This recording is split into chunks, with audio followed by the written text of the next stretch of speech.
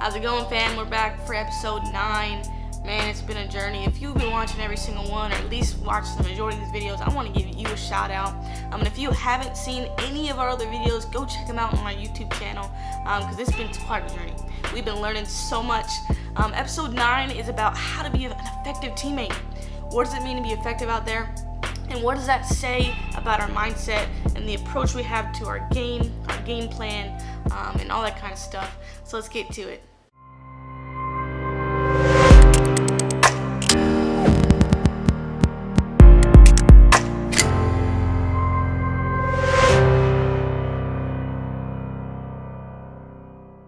So imagine you're on the bus ride to the game. Maybe you're stepping off the bus, or you're walking to the gym or to the field, and your coach comes up to you and says, "Hey," all right? Or maybe you're in the locker room and your coach says, "Hey, I want you to be effective tonight. All right, I want you to be efficient tonight. I want you to leave an impact out there tonight. Leave your mark out there tonight." Right? And you kind of hear that, you're like, "Oh man, okay, coach wants me to really step up tonight," right? Like, high expectations for me tonight. But really, what does that actually mean, though? Right? Let's think about it. Is he or she saying, "I want you to limit your turnovers," or "I want you to execute the game plan. I want you to have a high shooting percentage," right? Or, "I want you to go out there. I want you to win. As a team, I want us to go out there and win," right? Like, what does that actually mean to be effective?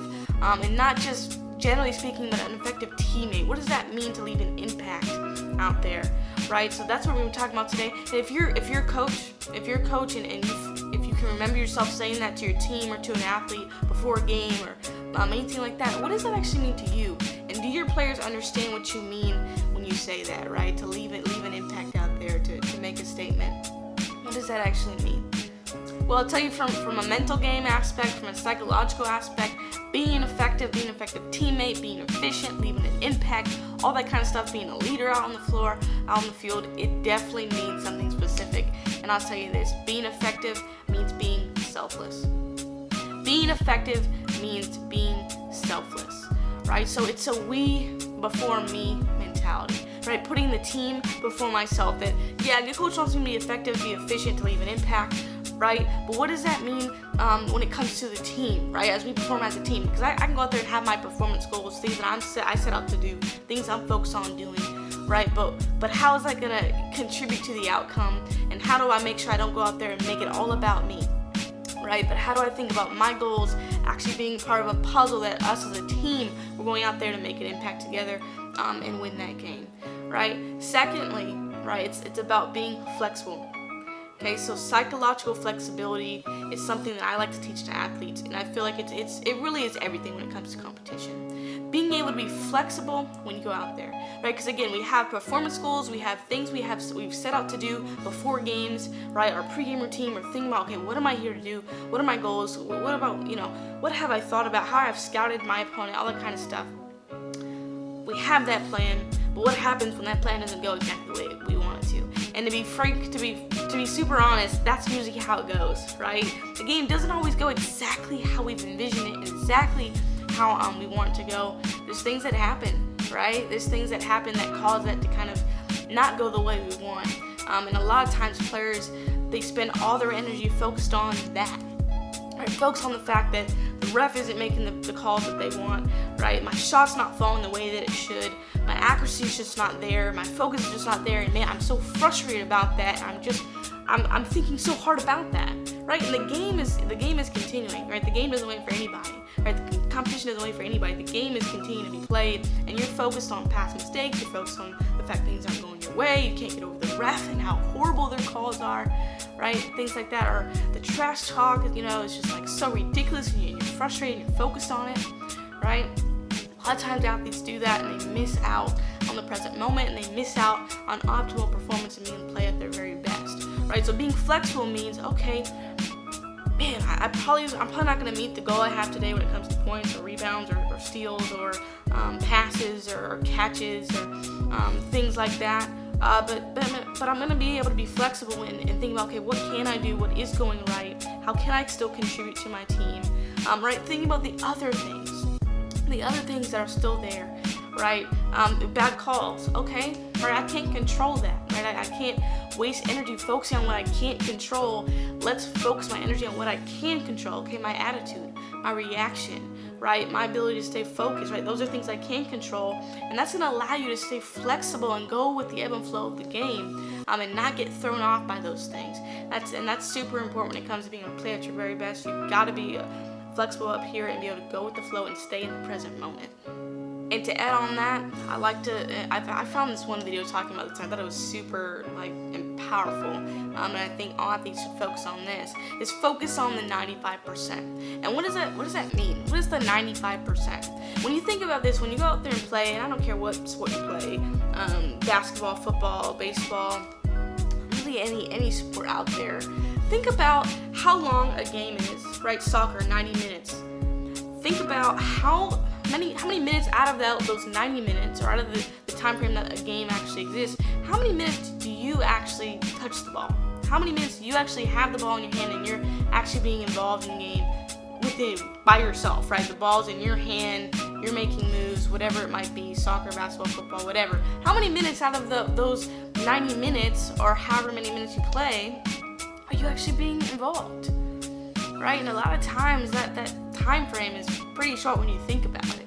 Right? Out of 90 minutes, you might touch the ball for 10 minutes total. I don't know, depending on your position and things like that, right? If you're a quarterback, or wide receiver, or point guard, or center, it's all going to depend, but it's not going to be 100% of the time, right? The balls shouldn't be in your hand 100% of the time, and that's just how the game goes, right? And again, talking about where our focus is, we should be focused on that 5%, right? Again, because you want to be, in the zone and locked in when it is your time and the ball is in your hand and you are in control of the game, for sure, right? Those things will come, those moments will come, but let's not neglect the 95% where, you should be setting screens, right? Think about how else can you impact the game? How else can you contribute to the outcome that your team is looking for, right? Setting screens, right? Making rebounds, taking charges, right? Getting rebounds, taking charges, whatever it might be, right? Calling plays, keeping the energy up on the bench, right? Making sure your team is focused and really staying focused on the game plan, right? Communicating with your coach, making sure plays are being communicated properly, right? Think about, depending on your sport, I want you to think about what is the 95%. Right, how else can you contribute to the outcome? How else can you leave an impact, leave a mark, and be efficient with your team? And what does it mean to be a good teammate? What is your role when the ball is not in your hand? Because you still have a role there, right? So again, I want you to think of that. Focus on the 95%. Make sure you're doing the best job you can with that, and trust that the 5%, the 10%, when that ball is in your hand, right? You put in the training, you're ready for that. That moment's going to come, right? So that's going to be fine. But don't get caught up on that. Make sure you're doing your job when it comes to the 95%, right? Because that's what makes a good teammate, right? You're well-rounded, you know what your role is, and you own it, and that makes a huge impact for your team.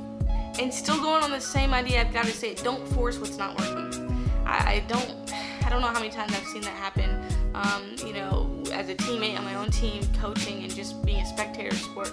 The athletes that force things that aren't working, it's kind of, again, it's a waste of energy, and it causes the athlete to get super frustrated, and they're so in their head, and they're so bothered by it. And sometimes, right, some athletes, they'll start turning into, kind of like, they'll suck the energy out of their team, right? Their shot's not falling the way it should. The pitch isn't there. They can't get anything to go well for them, right? And it's just like, oh my gosh, like they're so frustrated about it, and they start acting, all types of frustrated. They're super reactive, right? They're ball hogging. They're just forcing possessions. They're not really sharing the ball. Different things like that. It sucks the energy out of the team, and now it becomes about me instead of we, right? Things are not going for me, so I'm just gonna kind of compromise what my team's here to do, right? I'm not gonna be thinking about those around me, right? And again, you're not being a leader in that moment. You're not being selfless in that moment, and frankly, you're not being a good teammate in that moment, right? So don't force what isn't working, and make sure you're aware of your energy. Make sure you're realizing how your energy, how your attitude, how your behavior could be affecting the rest of your teammates. Make sure you're thinking about the team first, and just being aware of that. So this is just a quick little video talking about really the intangibles, right? Because we know how the 5%, like we talked about, that comes, that's gonna come, your time's gonna come, you're gonna be able to execute, right? And that's gonna come, but the 95%, the little things, right? The mental aspect of the game, a lot of it is the intangibles. It's your energy, it's your attitude, it's your effort, right? It's the taking the charge, it's energizing the bench, right? It's being a leader, it's staying in tune with your coach, right? It's not getting too involved in the trash talk. It's not being affected by the bad calls, right? It's staying calm and staying composed, right? It's all those little things. I'm telling you, that makes a huge impact, right? So how can you be an effective teammate? How can you be be efficient, right? And make an impact and make a mark on your team, right? It's being selfless. It's being selfish. It's we before me. Right, so I hope this video kind of quick and kind of just a quick thought, but I want you to think about that. What does that mean for you?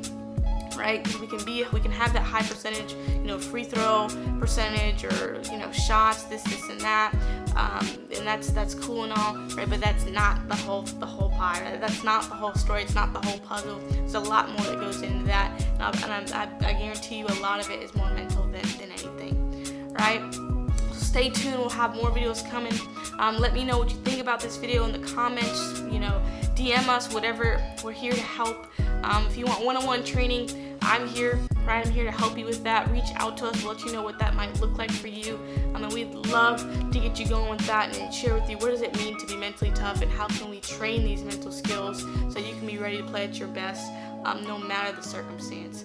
See you next time.